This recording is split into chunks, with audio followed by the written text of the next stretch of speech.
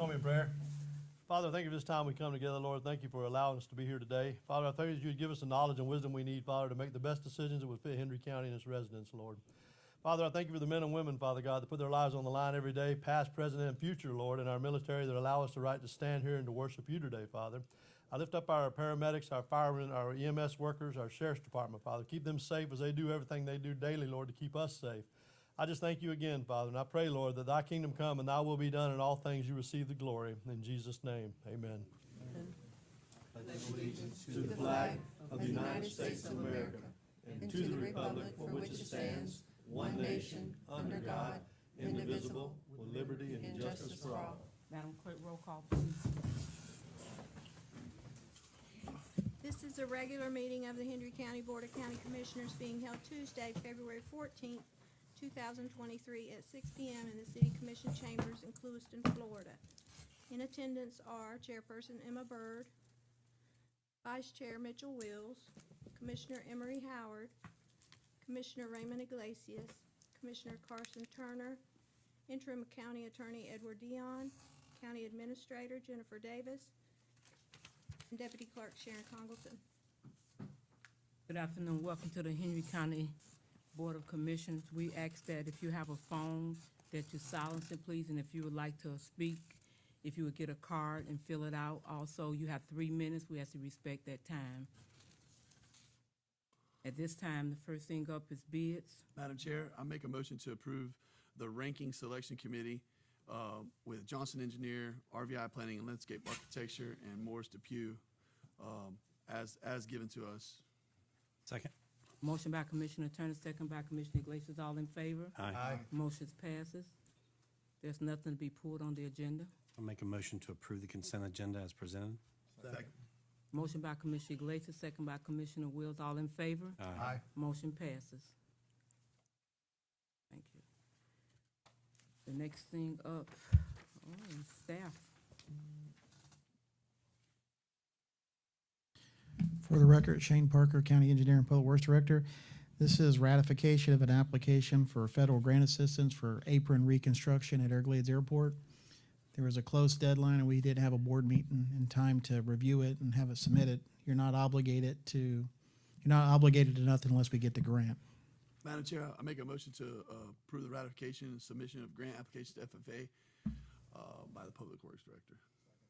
Motion by Commissioner Turner, second by Commissioner Howard. All in favor? Aye. Motion passes. And if I may, just to give some clarification on that, so when we applied for it, we would have had to potentially do a match out of Everglades funds, but since then DOT has stepped up that they're gonna do the match. But in addition to that, we're gonna get clarification from FAA until, before you were to approve it, with the purchase and sale agreement to make sure that we wouldn't be on the hook for any payback. Thank you. Next up is Madam permitted. Chair? Yes. But just for clarification purposes, Shane, if you don't mind, so the write-up is, I apologize, the write-up's a little ambiguous in my opinion. The number of $2,077,000, okay, that we will be notified if we're going to be awarded, or It's the grant, the total grant would be for $3 million to be for Yes. design, construction, CEI. Yep. And then FAA would notify us that they accepted our But we're grant. we're still essentially in the assessment process with Yes, sir. FAA of whether it's going to be awarded or not. Correct. That's what I was under the impression. Right. We approved the ratification of, yes, we're going to be good with that. And you all made clarification to, we will not have to have a match as it relates from the Everglades budget. As of, well, yes, correct. Had an email from Christy Smith from DOT said that if if FAA funds a project, they'll have the $150,000 match. I confirmed that. I got an email that if the airport sells, we do not have to pay it back. And I had a phone conversation, I had a chance to talk to Jennifer, and I was going to follow up in an email with FAA that if we did get funded for the project and the airport sold, we would not have to Be on the hook be on the hook for that money, again. So which was good, but I got to get that in the absolutely, yeah, email. I mean, yeah, I remember, you all remember, I'm sure vividly, when we had the award from the state of Florida to build the FBO or to essentially do a major refurbishment. You know, when staff rightfully said, hey, we don't want to be on the hook for this, it all kind of went away on that discussion. So thank you for clarifying that and getting it in writing that we will not be on the hook in the event we're able to fortunately push the airport to another What's different about this one? This one's a different Pop. grant than what we're usually sir. going. This is supplemental discretionary, and it's more at a national level. The Orlando ADO doesn't decide. It'll be decided elsewhere. Is there any other discussion? Moving along, Ryan? This is permitting permit for the amendment of Henry County Land Development Code, LDC. Good evening. For the record, Ryan Alexander, Associate Planner. This is just asking permission to amend the LDC. We require notices be mailed out. This is to adjacent property owners for variances, special exceptions, and rezones, but we don't require it for comp plan amendments. And so this is just adding comprehensive plan amendments, specifically future land use map amendments, to the notice requirements for mailings. Madam Chair, I make a motion to direct staff to prepare amendments to the Land Development Code and the process of requiring notices by mail for comprehensive plan, future land use map changes as presented in the budget. I mean, in the agenda, sorry. Motion by Commissioner Turner, second by Commissioner Iglesias. All in favor? Aye. Motion passes. Thank you. Before we go on to item 2, I'm gonna give the floor over to you. I don't know his name. Raymond? Yeah, Mr. Santana was, he's one of the board members for Central County Water Control District. He had asked for me to go to the last Central Board County meeting. They wanted to present me with something that wasn't available, so he just showed up. He wanted to present it to me tonight. Mr. Santana? If you would come and state your name at the podium for me, please. Thank you. Thank you, Raymond. Ma'am, Thank you. Yes. could you give that to Commissioner Iglesias? This one? Yes, ma'am, thank you. Good evening, all the commissioners of the Hendry County. I'm here to present this plaque of recognition to Mr. Iglesias. My name is Juan Carlos Santana. I am a Central County Water Control District supervisor for seat number 3.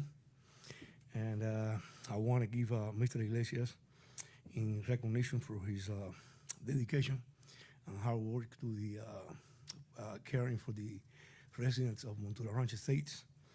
On behalf of the Board of Supervisors of Central County Water Control District, and on behalf of the residents of Montura Ranch Estates, I want to give this plaque of recognition and appreciation to Mr. Ramon Iglesias.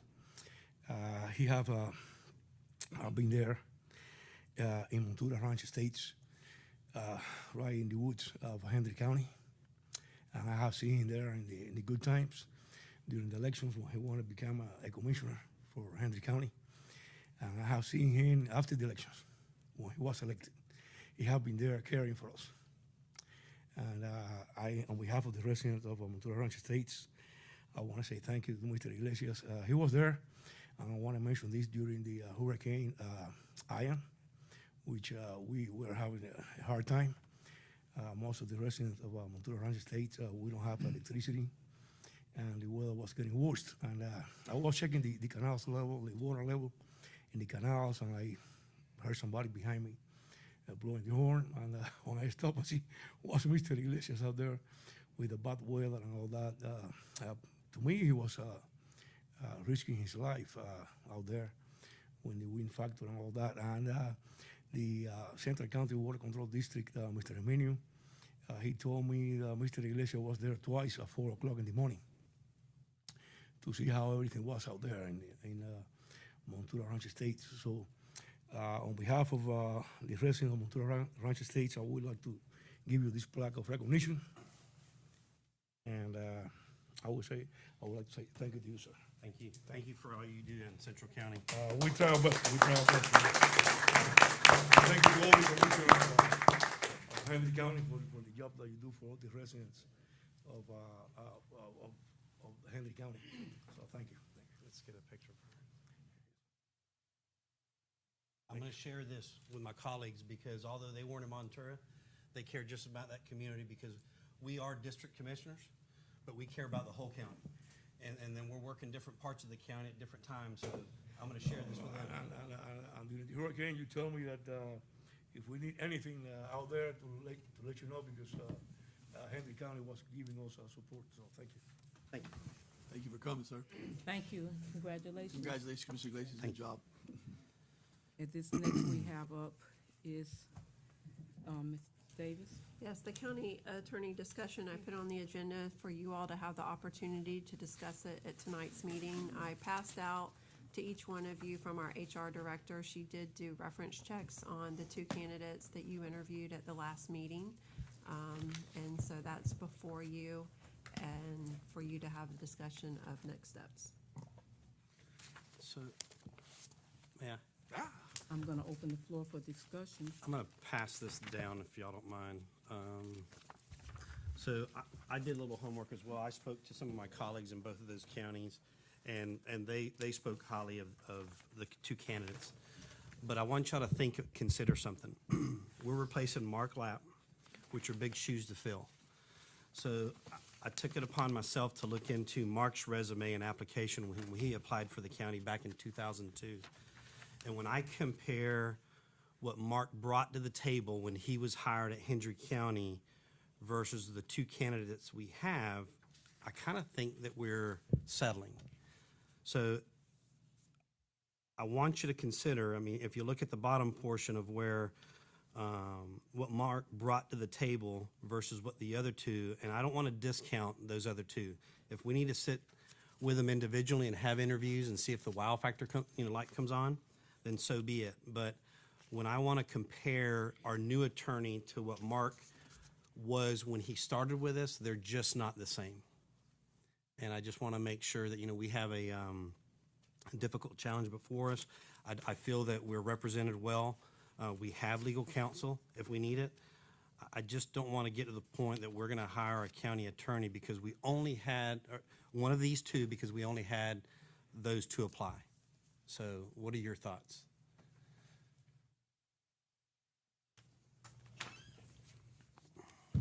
Oh, actually, I wanted to do an individual meeting with them, after having the group session with them. I would love to meet with them one-on-one and give each one of them the same opportunity by, speaking to one-on-one. Sometimes when you're in a group, especially it's a public setting, you're just a little bit more nervous and not settled. So I did want to do an individual meet with them. And nobody's gonna be a Mark Lapp.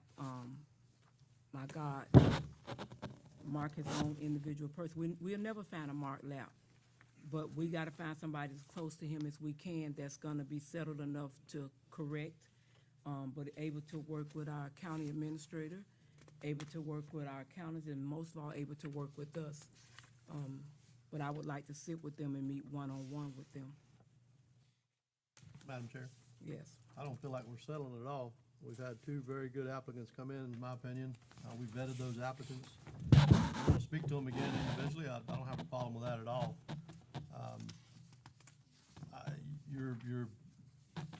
I think we're kind of throwing the bar way too high to find someone that's going to come in with the experience and time that he had. Again, I don't think we're settling at all. From the resumes and from what we've learned and from what we've talked to the people on the other side, I wouldn't call it settling.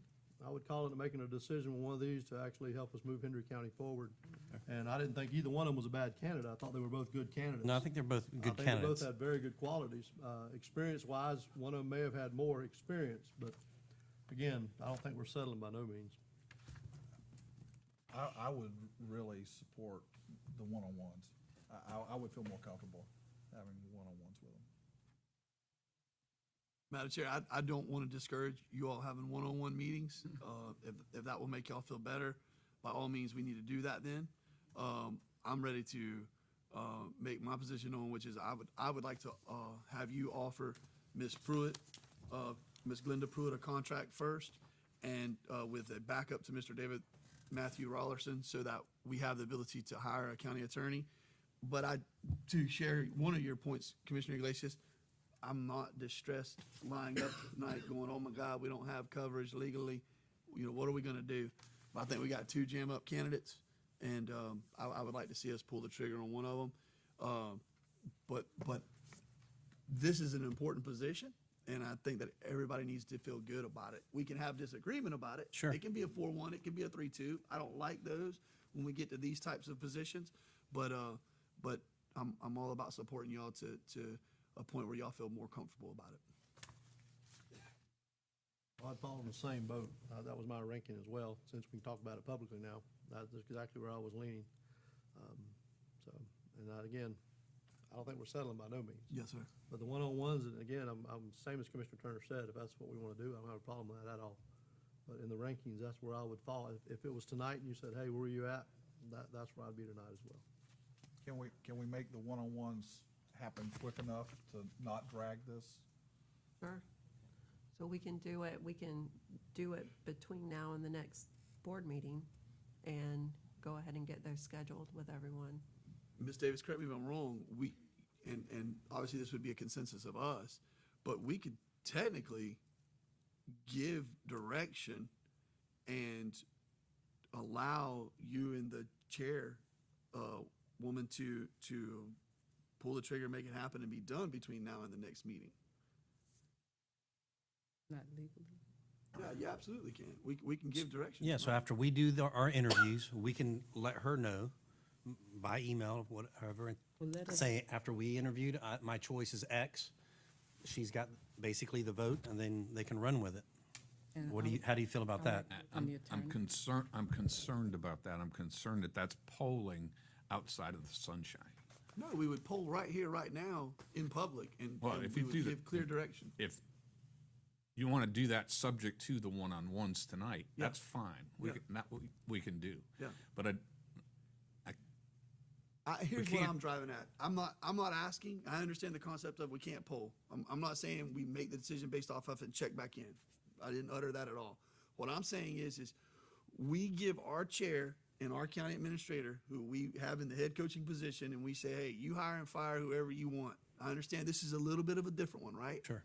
But at the end of the day, if said person, if Ms. Davis doesn't feel good with the legal counsel choice that we make, I don't want them on the team. It's that simple.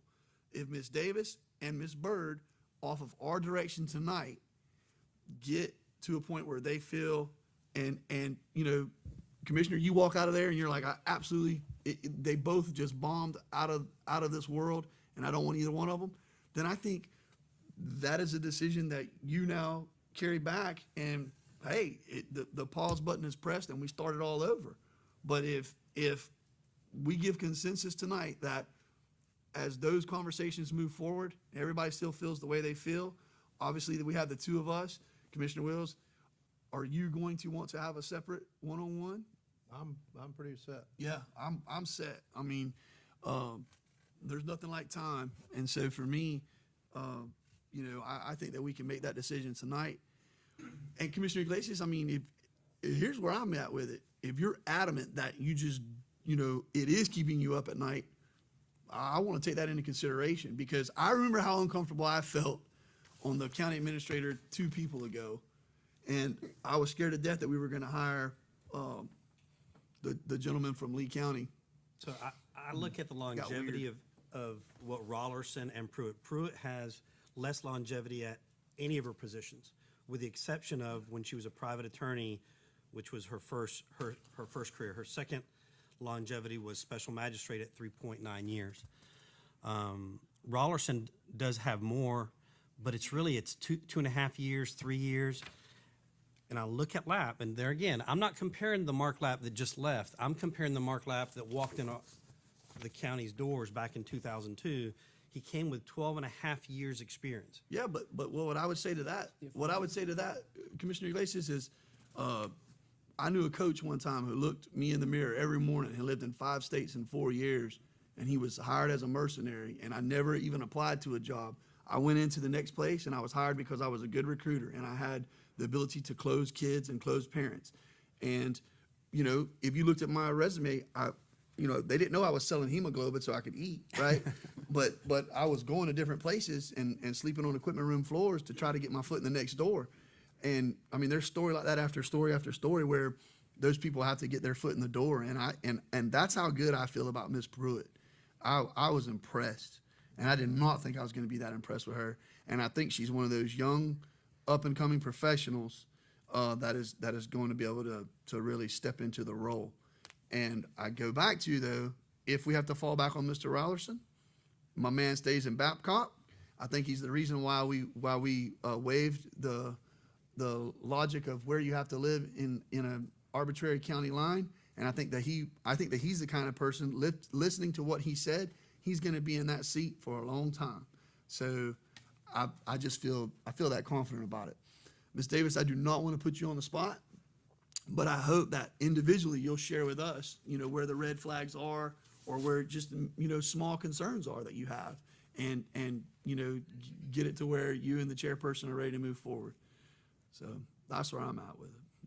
Well, when you look at this, when you look at the report we were handed tonight, if you took a moment to read through that, if you notice, it's all good reviews from his clients, no issues to report. That's the complete validation from Richard Pertz. The next one said, not sure what his experience is since he left the agency. That's it. No return call on the third one. Now, when you turn the page to Ms. Pruitt, I also think that we've got an up-and-coming rising star there with her, not only her abilities, but her entire makeup of everything that she represents. She's wanting to be involved in the county. She's wanting to be involved in the where she lives. She's already said that. On hers, it says she knows her stuff. Always trust what she said. Clients still come in and ask for her today. Yes, she is rehireable. Every one of them on there said exactly the same thing. She is, to her word, exactly what she said she was. No one in there said, anything like that. And I feel the same way. I mean, if we asked tonight, this is your decision, I would put her number one and him number two, and I would say, let's get this lady before someone else does. But again, the one-on-ones, I don't have an issue with that. Aldelia got this for us? And basically, when I made the phone calls, I got basically the same thing. And the last one, I didn't get a return call, but I basically got the same thing. So I need a motion which way you guys want to go. I would like to still have my one-on-one.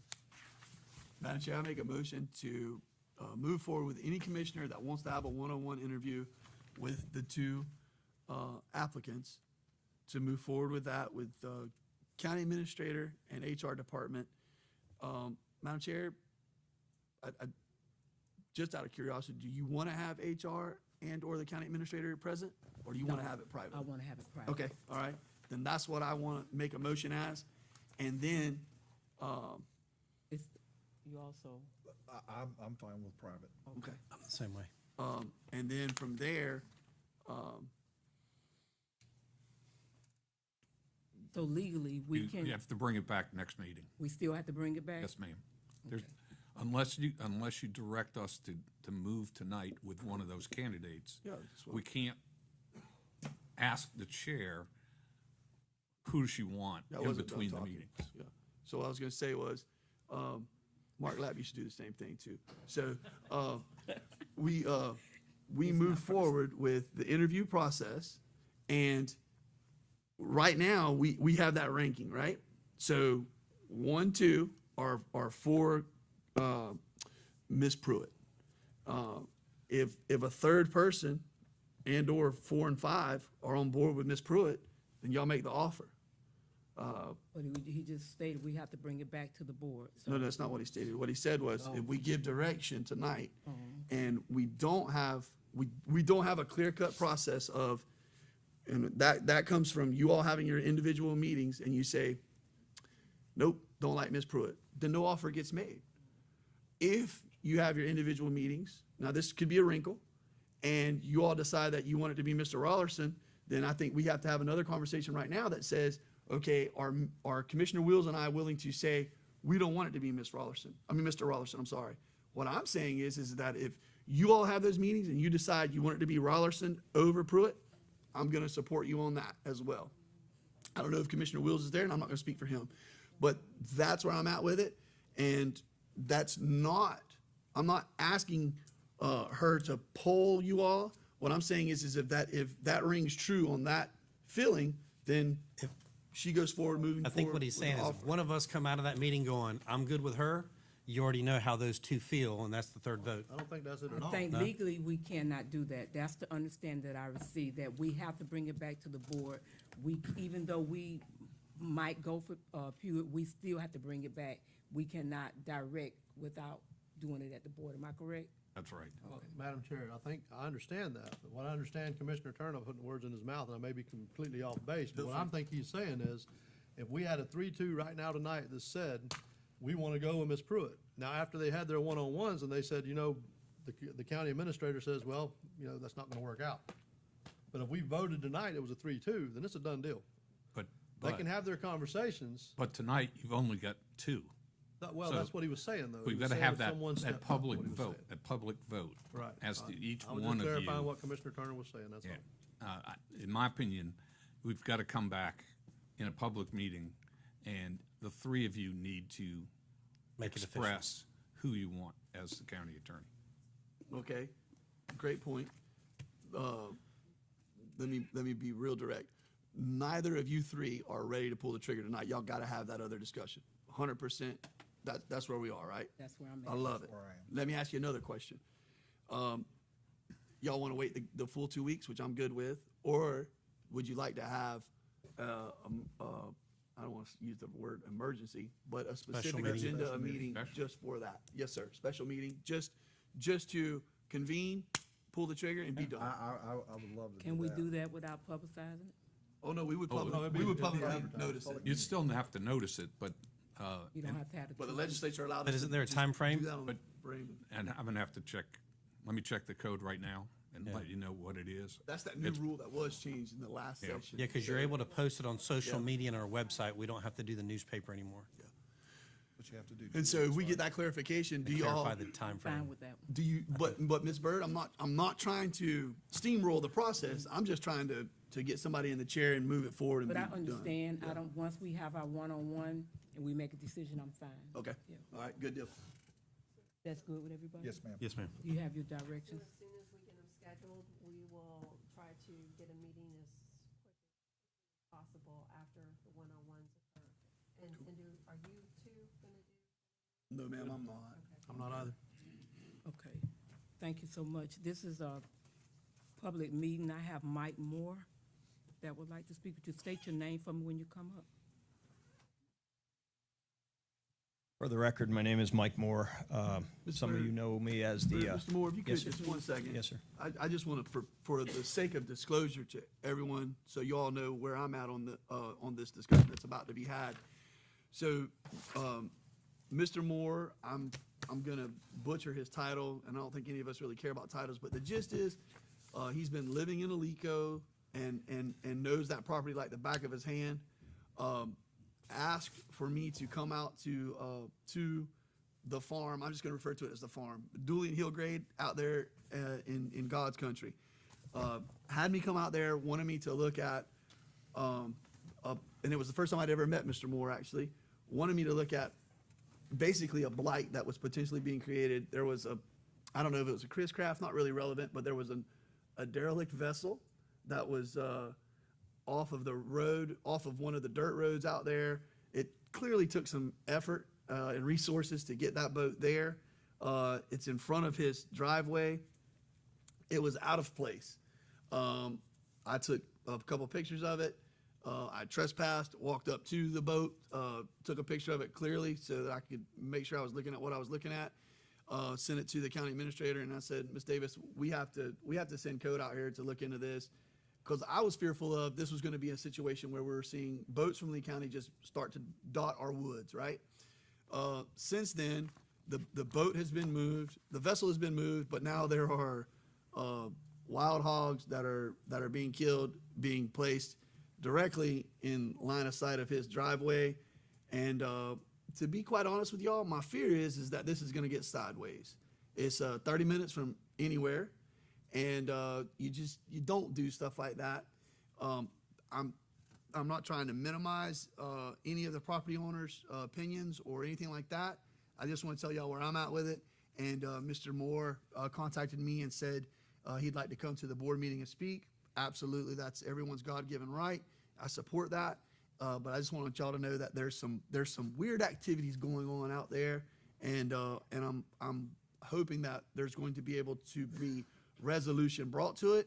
I don't know if that's going to be us creating ordinances or rules or a process, or if it's going to be Henry County Sheriff's Department or what.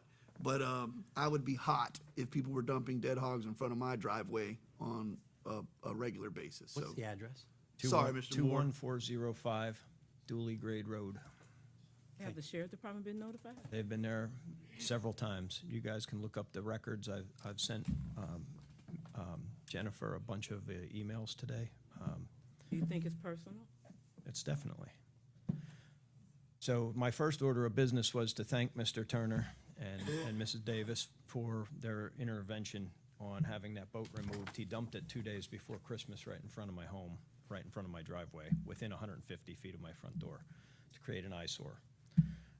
The boat was quickly removed, and then Mr. Cooper came back and dumped 3 loads of concrete, one big load of concrete in front of my driveway, another one in front of my garage, and then another one in front of my neighbor's driveway as well. Filed complaints with the sheriff's department again. Mr. Cooper clearly trespassed going over top of Alico property to do it. He actually pulled the survey stakes out of Alico property before he did it, which we had video camera of and everything else, which was provided to the police department. Nobody's done anything. Then after the police responded down, took pictures and whatnot, and he catches them on their game cams, then he started dumping dead hogs. Now he's been dumping dead hogs every couple days. So not only do I have dead hogs, but we also have vultures that are there consuming the decaying flesh, and then obviously leaving feces all over everything. So my home is basically uninhabitable at the moment because of the stench coming from this and the vultures all over the place. Now, I'm not a big proponent of putting in a lot of ordinances anywhere. I would be against most of that. However, I think we need a common sense ordinance of some sort that says, look, you're not really allowed to dump dead animals or debris in front of people's homes to create an eyesore or to harass them. That's really what I came to address. Again, I've sent Mrs. Davis quite a few pictures and stuff, and I have a bunch of other follow-up. And I implore you to reach out to the sheriff's department. They haven't done much about this. How long ago did you turn in the video of him dropping off that concrete there? This afternoon. Okay. Have you spoke with the sheriff department yourself? Have you spoke with? No, I just knew about this today. So, and there's been other stuff as well. He has an explosives license supposedly, which I'm not sure. Somebody probably needs to look into that. But he sets explosives off at all hours of the night. We do have a ordinance in Hendry County, which I researched and read up on, and he's not supposed to be setting off any explosives after 10 p.m. The first time he ever did it was after 10 p.m. I reported it to the sheriff's office. They came down, didn't do anything about it. They said it's hard for them to enforce it because they need noise meters and everything else. Alico actually purchased a noise meter, so I do have recordings of it, and he's exceeding the decibel levels, and he's doing it at times when he's really not supposed to be. I would think that we could reach out to the state fire marshal or somebody else to have them enforce his explosives that he's liking to set off. When you wake up at 3:42 a.m. in the morning and you have to get up and go to work, it's not really pleasant from explosives shaking your house. I actually had a law enforcement officer that was staying with me who was there on vacation when that happened, and if we need a sworn affidavit to that, I'd be happy to provide it. Also, on a Sunday afternoon, not too long ago, he set off 2 more big explosives. It was the same day as the shuttle went off. It was around 5:42. I have recordings of it and all the decibel meter readings, and he was at least 800 feet away from the property when he set it off, and we know it's exceeding the sound levels. Mr. But Moore, what feedback did you get from the sheriff department, if any at all? he said there was nothing that he's done that's criminal yet, so that they can't do anything about it. Unfortunately, Hendry County Sheriff's Department has been expending a lot of resources, and when you do a little research on how many times they've been called to come out here over some of this aggravation, I think you'll find that your money's not being well spent in Hendry County responding to this nonsense. Something needs to be done with this guy, and he needs to be dealt with. Madam Chair, I'm sorry, Yes, sir. am I interrupting you? No, sir. We have Florida statutes on illegal dumping. Would this not be illegal dumping? I think, Shane, it's all private. Do we have any easements, any kind of right-of-way? No, it's all private road owned by Alico. So just to clarify, so when Commissioner Turner let us know about the boat, we sent staff out, and the boat had already been removed. Yeah, that was a while back. Oh, I'm sorry. I think That was some time ago, I'm sorry. it was Christmas Day, I believe. Okay, I think and was so my that, Christ- that was my resolved, Christmas present. it that got resolved removed. itself. We were following up on that, based on what Commissioner Turner had told us, but that had already resolved itself. So from that point till today, I wasn't aware. He had sent an email, and then he just, he sent the 4 pictures, with a brief email this afternoon saying that he was gonna come this afternoon and speak to you all. So I think part of the issue is it's private property, and it does sound like a lot to do with a law enforcement perspective, but we can look into your question from illegal dumping on private property. I don't know the answer to that, off the top of my head, but we can surely look into that and see if that's an avenue that we can go down. And also give us the opportunity to talk to the sheriff department on your behalf, Yes, ma'am. and then allow us to get back to you to see what strength we have that will help. Yes, ma'am. I want to ask you what love got to do with it. That's what I want to ask you. I would appreciate anything that you guys can do. Well, unfortunately, and this was definitely not what you want to hear. I kind of same kind of issue over on the LaBelle side, and it was a civil matter. Yeah.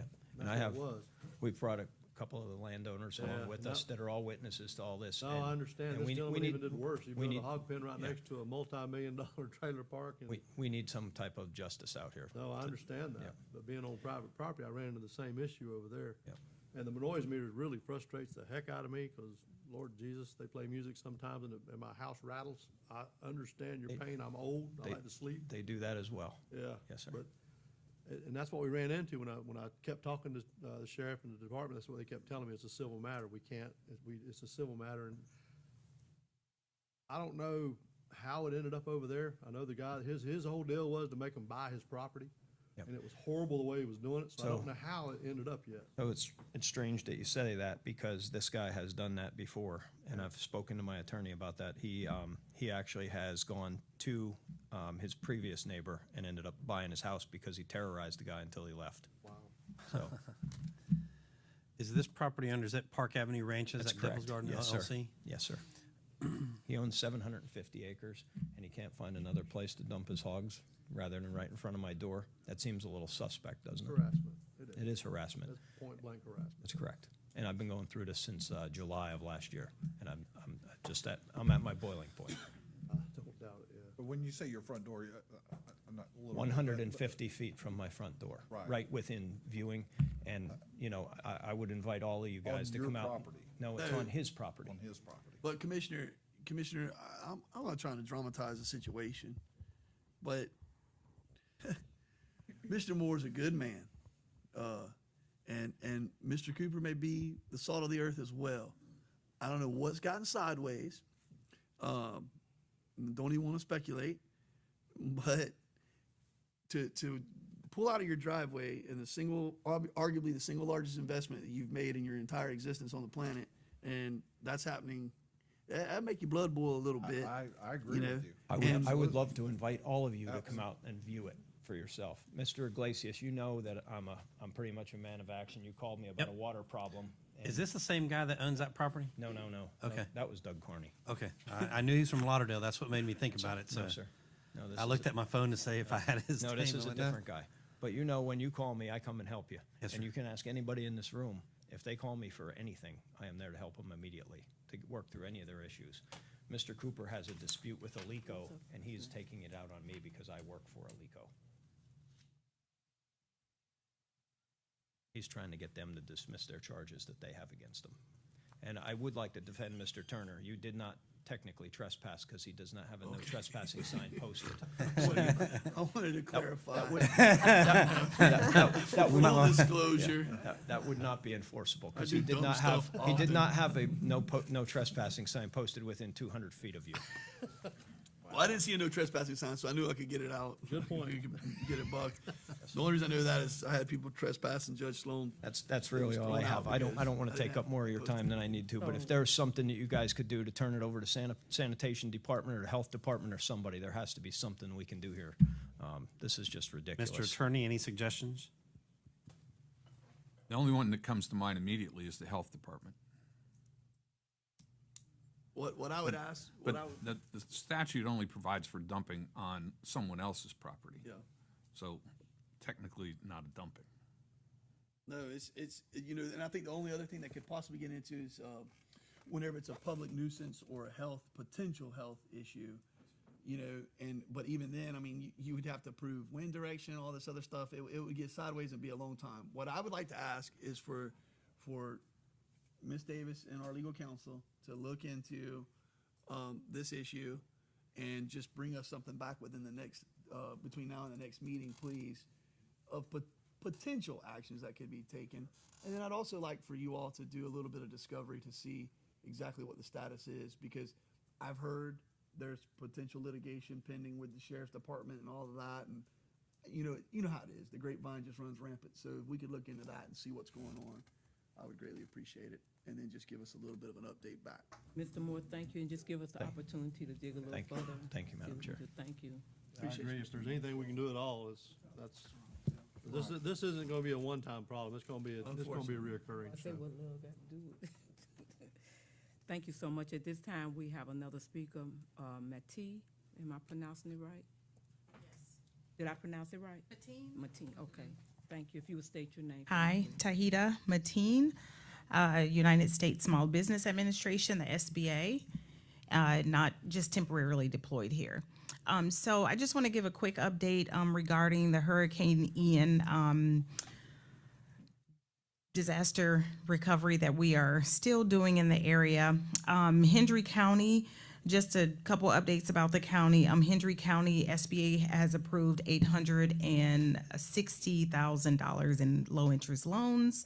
In the state of Florida, right now we're at $1.6 billion. The state did not request an extension for Hurricane Ian, but the SBA right now is working within a grace period. And what that means is that people can still apply, but they have to submit a justification as to why they missed the deadline.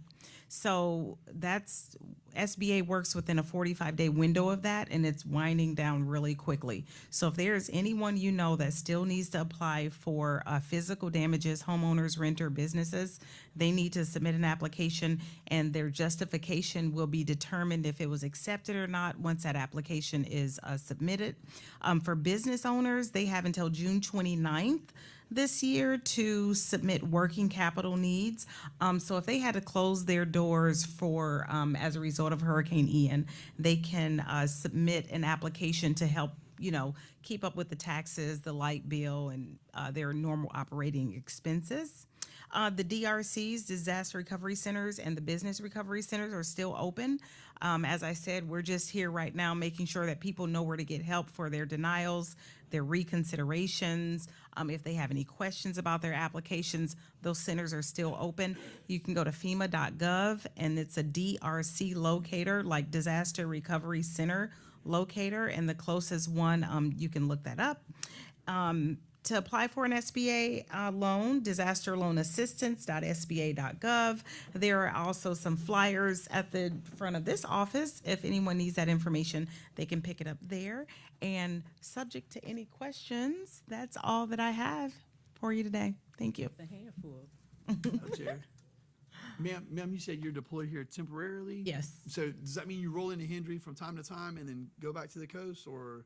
Well, no, just deployed in the area for Hurricane Ian. So the counties that I cover is Lee, Hendry, Collier, Charlotte, and I just got some help here. So you may be hearing from a Timothy Watson. I think he's reached out. I gave him the Hendry County because I need some help because I'm really busy in Lee County. So yes, just temporarily for Hurricane Ian.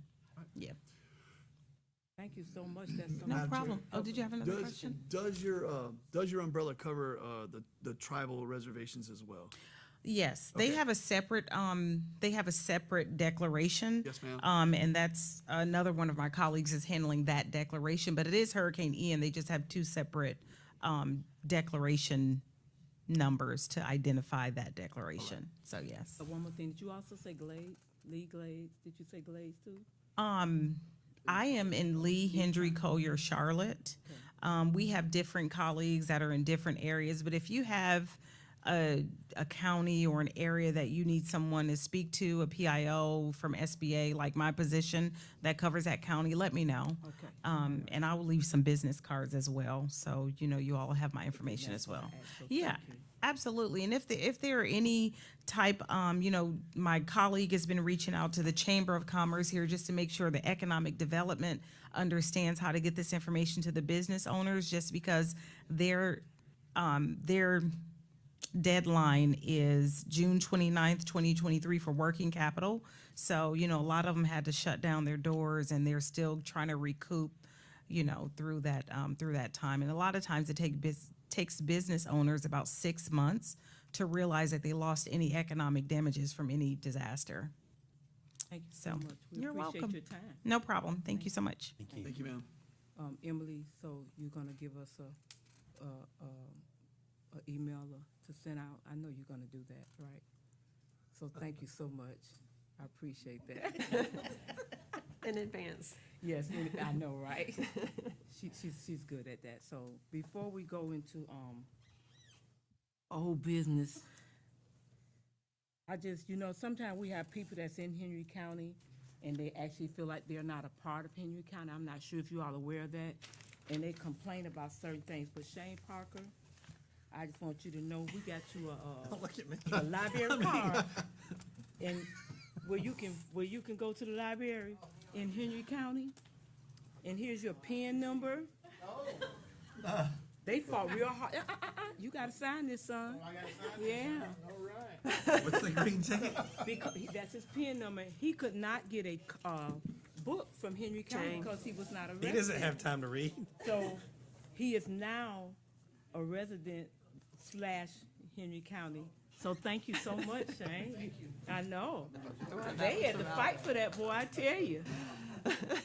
I mean, you work for Henry County and can't even check out a book. Come on. Okay. Thank you so much. At this time, this is a public hearing. Anyone from the public wish to speak at this time? Thank you so much. We're going to go district by district. Mr. Iglesias?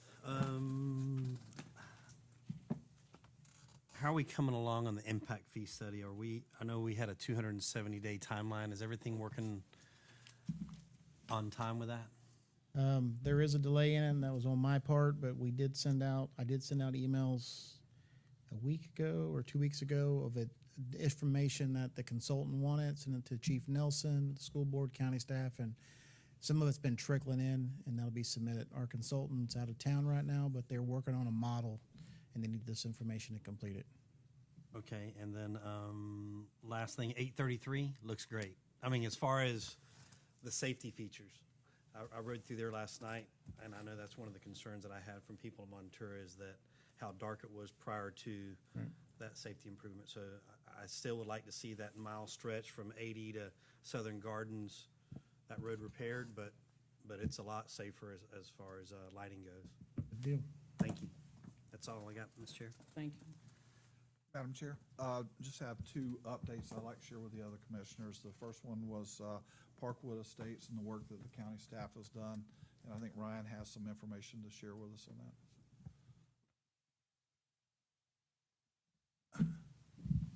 For the record, Ryan Alexander, Associate Planner.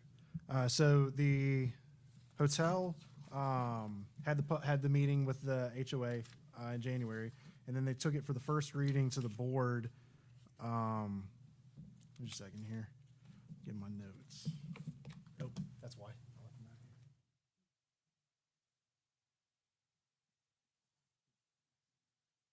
All right, they took it back to the board on February 9th. The city addressed some of the concerns at that meeting, and they also had some of the citizens talk about it. I talked to the planner this afternoon, and they're working through some additional conditions. I know last meeting, a couple of the issues that were brought up was the residents to the rear of the property or to the north of the property. They eliminated any rooms that were on the north side of the building, so there'll be no balconies or windows on that north side of the building. They also changed the buffering requirement. They added an 8-foot tall masonry wall on a 2-foot tall berm. And then also for the stormwater, They're still working through that issue when I talked to the planner this afternoon, but it is being addressed. They will have to address that stormwater issue before they can be permitted. One of the other questions that was brought up was the access, and I believe it's is it Park Drive to the rear? But that road won't have any access to the hotel. The hotel will be either onto 80, or they're trying to work with Tractor Supply to get a cross access from the existing light. Unfortunately, the original plans for Tractor Supply didn't include a cross access, so that's what they're working through. But the access will only be onto 80. It won't be out the rear of the property onto those residential areas. And then I think the only other question we had was the parking. They're not asking for any deviations to the parking. It'll follow what's required in their LDC. So that parking requirement is the same as we have for the county, as far as square footage per spots or rooms per spots. That's what they'll have to follow. If you guys have any questions, I can take some notes. I can talk to their planner again and answer any questions y'all have about it, or try to address them right now. Well, I see residents here that were at the LaBelle meeting when it was brought up. Do you guys, after what you've heard and after you've talked to the city of LaBelle, are you guys having any more concerns? We asked that you, Okay. excuse me, it's okay if you just come to the podium and state your name for us. Just so she have recognition. Bob Burns, Parkwood Subdivision, LaBelle. Thank you. I appreciate the contact with Miss Christmas, but some of that stuff is maybe accurate, some of it maybe isn't. And I'm not going to parse hairs here, but the stuff about the windows on the north side and whatnot like that's ancient history. That's been worked out a long time ago, and it's not going to make any difference because I'm on the east side, not the north side, so I can wave at everybody when I'm sitting out in my fashionable swimming pool. But I'm just being humorous, you guys. Come on. But the thing that we have the problem with is that on that ingress and egress situation with that cross from Tractor Supply, where the cross would have to be unless they access their parking lot, there's a 2-acre water retention area there that when that was first permitted and built, Tractor Supply was a 4-acre lot that had to have 2 acres of water retention area on it. So that's going to create a whole new can of worms. And plus their right in, right out design for entering across, you still got the easement problems, you still got the DOT problems and whatnot like that. The biggest problem we're going to have, other than privacy issues and property values, is the stormwater runoff thing. As a matter of record, I went through this back in summer of 2020. I called it COVID summer. I think I even did it last time I was here. All summer long with the original PUD change. And this is twice, it's more than twice. It's even height-wise, it's twice the size, but with the use of this land, there's 1.9 acres and a 79-room hotel with a pool and adjacent property with no ingress or egress. No infrastructure. We keep asking about the infrastructure. Well, they're going to hook the sewer because they don't have any information really shared with us that is even close to current. These little conceptuals and stuff like that that are drawn, God bless them, I don't know what they paid for, don't care, but I could have done a better job with a pencil and a piece of paper. We've still got some of the things on there that are showing septic, drain field. I don't see how that works for a hotel on that property, but before I lose my time here, the stormwater runoff, as you know, Mitch, they can do all the engineering they want to, and they can make it all work. But when that water starts flowing to the river down on the north end of this lot and to the east from me, again, I'm kind of lucky because I'm the highest lot in the neighborhood, but everything down the street to me towards the river and the South Florida Water Management drainage down there is all going to flood. We've got one house down there now that'll flood 2 feet every time we have a big rain. So that's one of the biggest, and I can't really get a firm answer about that. Oh, well, our engineers, their engineers worked out the last time. It's the same company that they changed the PUD on the last time, Quatrone and Fort Myers. And I appreciate all that. And you might make it work, but what I brought up in the meeting was, it might be nice that you can make this work, but this is not the property for this size structure. It's just not. And I know a lot of the history of this property, and I know a lot of the reasons and times it's changed hands. And I also know the reason this is the property that was being fixed to build this hotel on. But all that's irrelevant. They have certain property rights. It's their property, I get it. But I have property rights too. And especially, as you know, I'm a resident of the county, not the city. And will fight to my dying days not to be one, but I'm sure they'll end up winning one of these days. I'm surrounded by the city. But anyway, I just want to come up and say this, that some of this information is correct. Some of it isn't, but we're going to have some of the same problems. Now, the next meeting is March 9th. That's when they'll have the final vote on it. We'll see. But any help, again, that the county can give us to support us, I appreciate what we have had, but I would really appreciate anything you could do for us. Thanks. Thank you. Have anybody saw the blueprint yet? Only, I'd like to add a couple things. And so the information that Ryan provided is what was given by the city. In addition to that, I had asked him to ask some questions about the number of parking places, because to the point of it being 1.9 acres, 79 rooms, 79 parking spaces is what the code says, correct? You have to have a space per room. Space per room was the recommended, yes, ma'am. And then You have staff as well. and then staff, in addition to staff.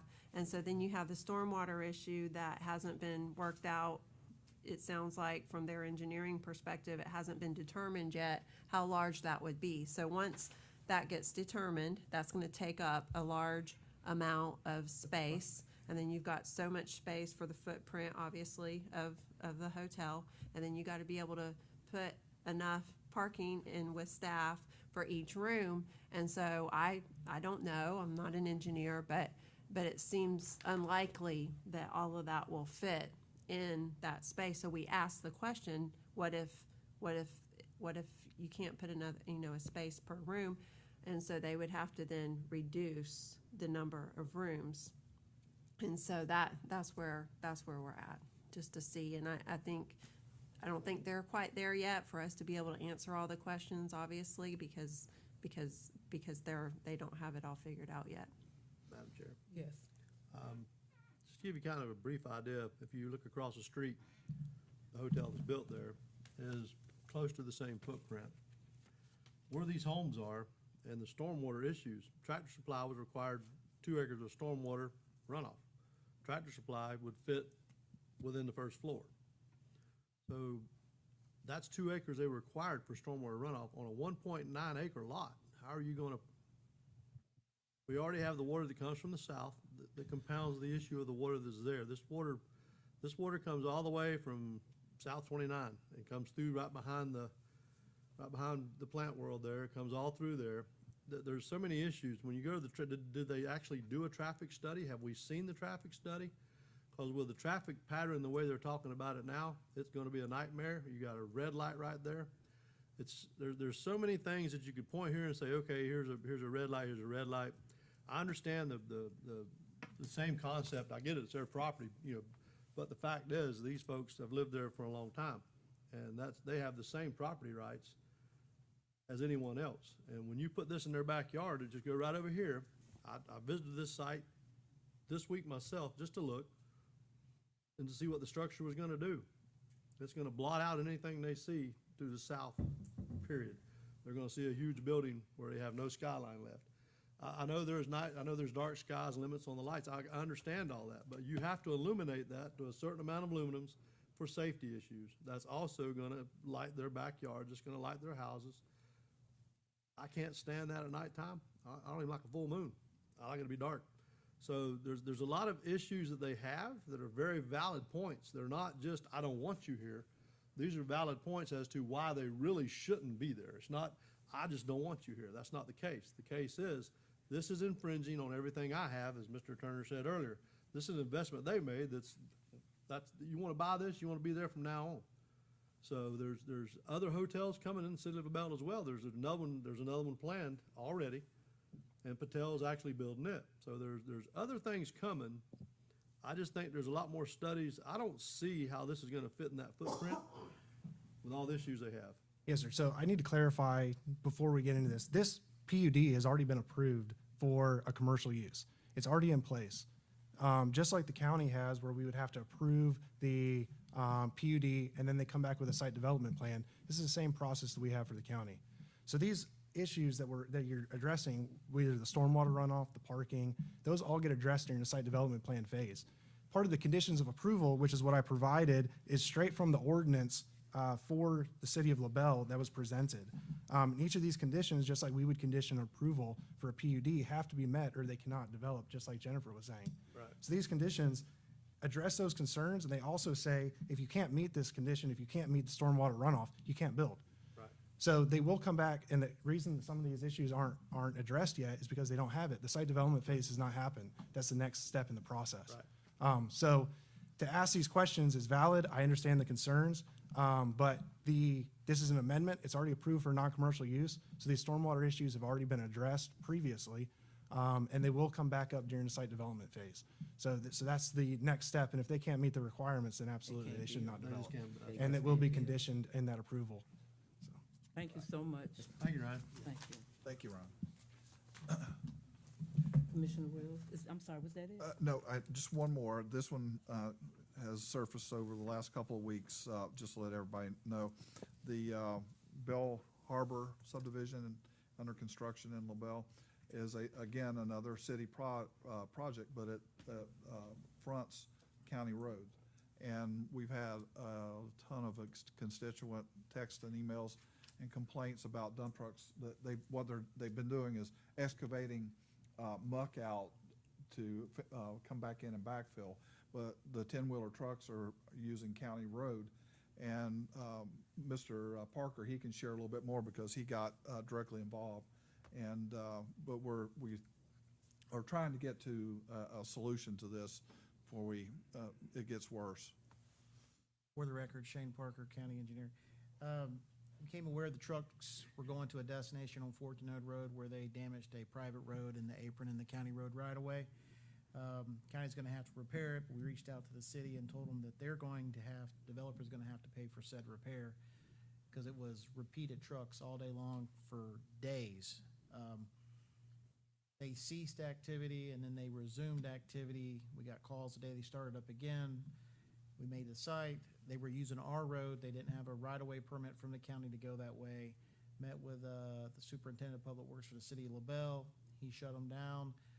We came up to a temporary arrangement because they were basically boxed in, but they ended up just shutting them down, period.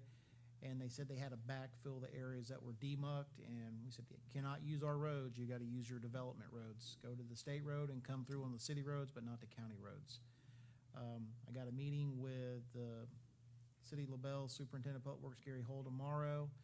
I just got the plans for the subdivision. I've never seen them before, because they show 2 connections to county roads, and we just wanted to know, were we okay with it? I couldn't tell them what to do, but I know they've already damaged one of our roads, and they damaged the road they're backing up to Live Oak Lane. They're gonna have to repair that, but that would come when they do their internal road network. But we're working with Gary Hull. The city's been cooperative. So. And for both of those instances, I do want to say I am really grateful for the city of LaBelle working with our staff and trying to resolve some of these issues for our folks. Thank you so much, Commissioner Wills. I don't have a lot. We got the storm season coming up, and can you give me any idea what's going on with Sears Road, Shane? As far as the drainage and the road repairs itself, I saw the plans and throughout, but that's one road that's, especially come rainy season, it's only as good as the base, and the base there is underwater as well, so I'm just kind of curious about that. We haven't gotten a skid steer yet to go through, but we're gonna be, I talked to Jerry, scheduling coming through, degrass in the bottom of the swale, and the pothole patching will continue on the roadway. Right now, we're on 833 patching, working from 835 up. As far as drainage improvements, myself and the county administrator met with the Paul family. We're gonna be doing a temporary easement. We finally got it worked out, a right of entry, and we come back and survey for a temporary easement. So hopefully within the next 2 weeks, we'll have a track hoe going in, working from 2 grove ditches to Banana Branch, which will help relieve the flooding in Phillips and Murray Road area, I'm hoping. Yeah, and I talked to Mr. Paul myself, and he was wanting to have a conversation. So I don't know if you've had one since Friday. It was, He and I spoke Friday, and I told him I'd get with you this week. We had it Friday. Friday it at was like Friday. 4:30. Okay, so then, okay, then you've talked, since he and I have talked, that's good. Yep. What I was talking about though is Sears Road, and that's that part of that MSBU, Sears MSBU, where it goes through the old railroad cut through there. Right, now the railroad ditches, that's in good shape. It is in good shape. So we keep that regularly sprayed. That's on, actually got a contract vendor that sprays that. Okay. And we took out, there was one area we were having problems that we didn't need a driveway connection, and we took that out. Orland Dairy. All right, and 14 Acres, I talked with Jerry the other day, we got some stuff going on there as well, as far as there's some private property out there we're having issues with. It was a portion of that ditch through there we've had to go through before and push it, and before it gets wet. I spoke to Jerry, actually years ago, they'd take the dozer in, they'd push it down through the right of way, we'd clean the ditch out. So I'm kind of hoping he can get to that this year. He cleaned the rest of it, and it was really good shape. It was just that one portion that we don't have, there's no way to get in, there's fences on both sides of it. I think that's the Billy Howard. Billy Howard, yes, sir. So there's just some issues there, so I just want to try to make sure we don't miss Sears Road. My biggest concern is Sears Road. That joker's in bad shape towards the east end of it. We got two other areas we're working. One right now, we're working in, we finished up what we need to do in Ladika. We moved over to Pioneer. We're working by Pastor Mike's house from Riviera, redoing some drainage. The roads would flood out over a foot during the rainstorm, so we're rerouting, we're raising the road grade, cutting swales, helping water get to the 42-foot canal. We're gonna be looking at starting in 7K in March, going through doing, right of entries and cleaning ditches. Gonna be soliciting for surveys to locate, there's a ditch on the far east side to determine if it's in ours or if it's on, Mr. Hilliard's property. Yeah. And if not, get a right of entry to clean it. I don't know where it is, but we got New Year started, so we're gonna get our surveying going for that. We don't have an in-house surveyor, but we're gonna quote it out. Last question, I'm gonna be with the people in Willer Estates tomorrow morning for something they have going on there. Any updates on that at all as far as right-of-ways, how we're progressing with that, or, Just the right-of-way acquisition or the Yes. road plans? well, both? Have we acquired any more? We haven't acquired any more right-of-way. I did meet with one landowner. She had concerns. It was Miss Ferrante. She's right next to the SoFlo Ag property, SoFlo Holdings, where the primates are. She had a question. That's something that AIM Engineering has to answer on her property. And then we haven't got 60%. I got 30% plans signed and graded, but we haven't got 60% plans. AIM's still working on that, but everything's still moving ahead. SoFlo Ag Holdings lawyer, Kate English, they have agreed conceptually to framework to give us right away. After the rezone went through, it wasn't part of the rezone, but framework, that's on my to-do list. But that can't happen until we get the alignment settled, and then she will tweak hers. So that's basically. Shane, where you it's can't at. get 60% plans drawn until you get alignment settled? No, that we have a route analysis that we're Okay. doing, and one of the landowners that's gonna affect the most had some questions, and we're Okay. asking AIM.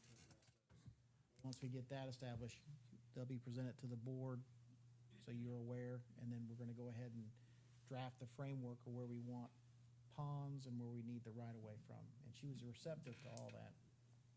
Okay, last thing is, so when you talked to Mr. Paul, my concern was Miss Hanshaw, because that Hanson, poor lady gets flooded. Hanson. Miss Hanson, yes, Miss Hanson, Lord Jesus, is right by her front door. So hopefully this new canal he's talking about digging or ditch is gonna help ease the stress off of that banana branch. Two, the one we're doing first is just cleaning existing farm field ditches. The easement he'd like to give us would require permitting, which we don't have, and we're willing to take that easement, but we would need to send it across 78A Forkton Oak Road to bypass her. And that would alleviate the stress off of, Yes, but it'd have to, it couldn't go to. Permitting Banana from the Branch. district? Permitting from the district, but it'd be a new canalway, but it'd have to go on the north side of her and then across the road to avoid going under which the road. Mr. Paul is willing to. Said he was, some said he was, but we expressed that we need to clean the existing ditches first so that we can move some of the water that's over off Phillips Murray area. Well, I'm gonna tell you right now, we need to really see what the existing ditches is gonna do to alleviate that stress. It's gonna add to it. If it's gonna add to it, that's gonna be a bad situation, because Shane, am I to hear you correctly in saying you're potentially going to the district to permit a new outfall to the C-43? Well, not to the C-43, it'd be to Banana Branch. Okay, But it would Which- be downstream of past her. So. yeah. Okay. Water coming from Phillips and Murray, that's gonna add to that. Right, and right now, there's a ditch that runs parallel to 80, and then it veers off and goes through Ben Moore's cow pasture. The state cleans some, they don't clean through Ben Moore's, they have an easement, and then it hits and goes to an existing ditch that's already present, that's all growed over, that hasn't been maintained in a while, because the Grove operation ceased. We just wanna go back in, clean that ditch out, so that water can move and not stand so long. And by cleaning some of those ditches out to the north of the old Grove ditches, that'll help some of that water that's stacking up on the west side of Murray Road be able to get out. You recall Mr. Catala came in and said there were some culverts, and I never seen the culverts, but they're culverts that are in the interior of the farm field ditches is what he was concerned about. Paul's son, Jamie Paul, pointed them out to us, so hopefully we open this up, it'll help relieve some tension, but it's part of the existing stormwater management system was in place. Thank you, Mr. Parker. Thank you, Madam Chair. You're welcome. Commissioner Wills, I bet it's been years. I mean, I bet it's been years since that's been maintenance. So that, I mean, that could be a huge Longer alleviation. than that, Yeah. Shane, same, so I heard your comments on 7K, which is awesome. Finishing up, what you've done in Ladika, looks really nice. And then obviously what you're doing, in Pioneer moving forward. Mr. Irie, in 7K Estates, I'll get you his address specific, but, when they were working on the ditches there, they damaged, they put some massive ruts in his yard, so he's concerned about that. He brought that up to me the other day, so we can look into it. Yeah, I don't know exactly how recent it was, but, and it may have been a good little while ago, so he wanted to point that out to me. Shane, red, yellow, green light, 8:35 and 27. Any update for us? Yes, sir. Every I King Road. went by the site like you asked me to. I'm gonna have to go by again because I went Tuesday of last week. There was hardly any, I got there at 5 and I waited till 6 and I didn't hardly see any traffic. I actually parked right there by the stop sign on the west side of the road, but there wasn't much traffic back up. I don't know if I hit it on a bad day or I need to go back on another evening and see if I can see more traffic, but it was moving fine. It was like 2 vehicles or whatever coming through. I did start reviewing the warrant analysis. I'm not done with it, but I did do I'm about halfway through it, but I did go through and watch the intersection, but there was no issues, no backup. Shane, I think the biggest problem that we're seeing right now, or just my assessment, obviously it's not, it's not what I do, but just the rate of speed of people either leaving Clewiston or coming into Clewiston right there, and then having someone try to get across that intersection, it's Right. kind of a little stressful.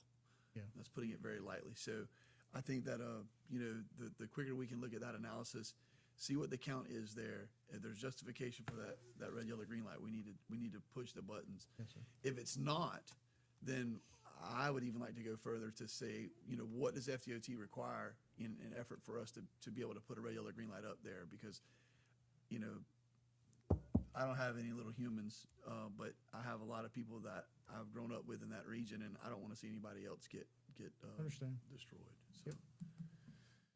Is that it? Yes, ma'am. Shane, were you able to drive 835 and make the loop around? Were you able to leave Clewiston on Everking Road going south and just go down to Seminole Tribe and make you a loop? I want you to put your eyes and ears on the road. I'm challenging you to look in front of Auburn, C&B Farms, to look there in front of the other camp that Alico has, to look at the culvert settling, throughout 835 that has reoccurred. I have not done that yet. I want you to do that Okay. so that you're assessing it, because it's the degradation that is occurring is aggressive, and we've spent millions of dollars on that Right. throughout the whole roadway there. But I think there's work to be I'll done. look at it, and maybe we have to come back and do what we did last time. Yes, sir. Bridge asphalt Mill apron it on down. either side. Yes, sir. Yep. Thank you, Madam Chair. Thank you. So as far as 27 go, I go that route. At least all my appointments is in West Palm Beach, and I promise y'all, just the other day, the dump truck act like I wasn't even sitting there. I Yeah. promise you. It is really bad there, and it's worse now than it have been in a long time. So, I hope that, you know, that as you monitor that you find some kind of way, because it do need to be a light there. I would have never said that maybe 2 years ago, but now it is bad. It's bad there, so hope we can move forward with that. Also, on the high school scenario, where the county, the city went in and they fixed the leakage there, how soon will we be able to pave it? Because it's getting to be a little rough area right there. We Ms. had a Bird, barricade. hold on, excuse me. Ms. Bird, is this where all the barricades are and everything? Yes. Yeah, that, We barri- who's responsible for that repair? Is that a county repair? Well, the city It's- fixed the leakage, Okay, and so now we're coming back and pave it, am I right? Right, the city is responsible for repairing the road, but it's our road, and we're gonna fix the road like we want it fixed. We know it's, not saying the city won't do it right, but we wanna do it, make sure it's done right to our standards, and then we're gonna send them a bill. so you're just gonna cut and patch and, Well, actually, there's 3 patches, we're not gonna have 3 patches. We're Okay, gonna you're just back gonna make up, one. and we're gonna pay, we're gonna mill it all out and pave back. Shane, what's your time frame? I'm disgusted at looking at barricades constantly. 2 months. So it's 60 days? It's gonna take 60 Well, days? we're gonna go, we're letting it was wet. It was I really wet, understand. and we're letting it settle, but we're gonna go back through, and then time I get the contractor lined up to come in, because you're gonna have to see the change order before you. Unless you give me blanket, just go ahead and do it. How many linear feet? Give him blanket. We're gonna get reimbursed. How many linear feet? I didn't measure it out. But I mean, I can bring an after-the-fact change order to you, but I know what needs to be done. We're gonna have to redo striping, because it's, Shane, let me ask you this. yes, sir. As you straighten out Davidson Road, you know, we've lost all the striping as you, like if you turn at Shamrock and you're coming this way, Okay. that infrastructure is, I don't want to say it's gone, but it's mighty, mighty bad. Is this one of those ones that we could just roll that in on a contract and have the same entity look at doing that? Yes, you could. The paving contractor can, when he does that striping, he could pull back and do that too. I'd really like for us to entertain that. And I mean, they can obviously pay item that out, and that's something that we would pay for that. We would have It's to it's pay a for life that. safety issue too. I mean, and what we're talking about, I mean, the volume of traffic, obviously the people going left there's a ton going down that road. It makes a difference. It does. So, you know, it's so far out of my scope of understanding what that is, just shooting from the hip on that I number. did not run the estimate on the cost, because I have to go back. The problem in that area is there was different paving scenarios because the asphalt varies in thickness. We had 3 inches, 2 inches, 1 inch, and we redid the pavement, so I gotta go back through and review the as-bills and figure out what my pavement cut's gonna be, because we may end up going through just putting in 2.5 inches through there. Or it may be, Yeah. well, it's more likely gonna be 2.5 inches, but I need to know, am I leaving a scab? If not, I gotta take it out and go deeper. Well, I'm gonna tell you right now, and this isn't, I hope this doesn't come across as being critical of staff and previous contracts and whatnot, but like you look at Art Lawrence Road, right? I don't know if it was 4 children and a guy with a wheelbarrow that paved Art Lawrence Road, you know, and the 3/4 of an inch of Right. asphalt that they did. You look at I can't remember if it was the north half or the south half of Flaghole Road, you know, as we went to 27. I mean, that was horrible what Rock discovered in his team on the 2016 cycle whenever they repaved that. I mean, we had some areas of Flaghole Road that were, you know, I mean, there was no base whatsoever. And then there was some that was very well done. Right. And so we've got to tighten up. Obviously, that's why you're in the situation, you know, the seat that you're in. You know, you look at Pinecone. I think Pinecone, for the years that it's existed, it's held up. Would you not say it's held up well? It's held up well. And you know, I'm sure that predates your existence here. It probably predates even Rock, of when that road was created. But they did a good job on that road. But you know, we got to be sticklers about that. And I'd rather help the city of Clewiston on that patch instead of put something that's, you know, minuscule. And it's in front of one of our most important buildings It's in a the nice entire look. county. It's a nice looking road that we had to wait a long time for to pave. Oh. And you want to have one long patch. You don't want to have 3 patches. That's just more corners for something late. And unfortunately, the patch goes into the next travel lane. So we have to take the turn lane, a portion of the travel lane, and then we have to put all the edge of striping, the turn lane striping. but Well, I know the burials stay down more than they stay up, so it's just not a Right, good. they're hitting 'em, Yeah, right. they hitting them bad, and So- it's going over into the other lane. do you want me to bring a change order back, or you want me to just move Think forward of and bring it back approval after the with fact? engineer and administrator approval.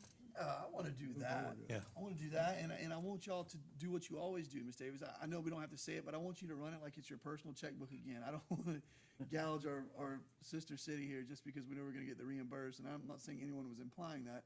I'm just saying, let's move expeditiously on this, because I know that world of asphalt right now they're bound up. I mean, they're churning and burning everywhere, but I think you can find somebody to pull this.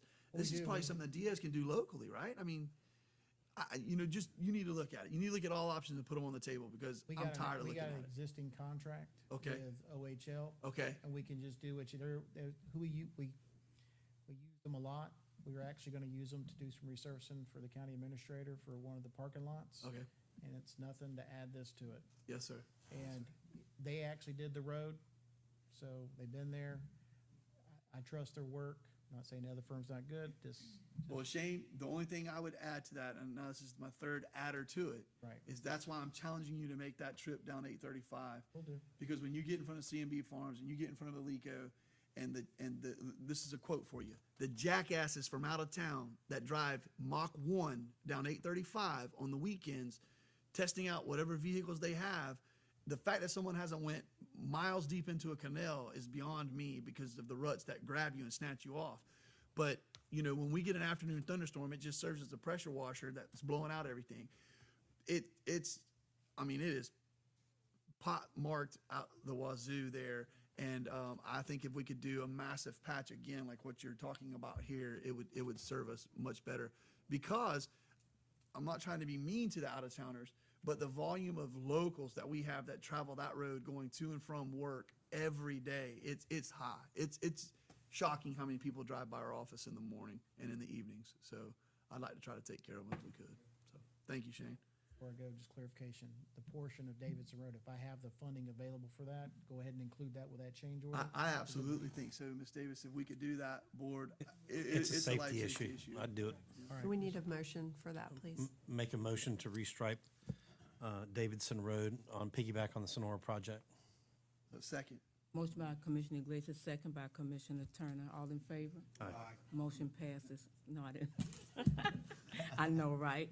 On Georgia and Olympia, it is really bad right there when you turn into where the dump is. Right. You can't see. The lighting is dim, but the stripes in the road, and I get a lot of complaints because of the canal. On Olympia or right there at the Right intersection? right at the intersection. Okay. Okay, so if you would look into that I for me, will. I I'll appreciate look it. at that. Thank you.